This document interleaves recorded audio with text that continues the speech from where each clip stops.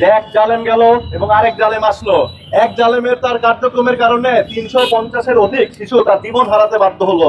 বন্ধুগণ, এইটুকুই বলবো যে আসলে বর্তমান যে রাষ্ট্র কাঠামো, এটা কি একটি রাষ্ট্রীয় হত্যাকাণ্ড নয়? এটার কি কোনো বিচার হবে?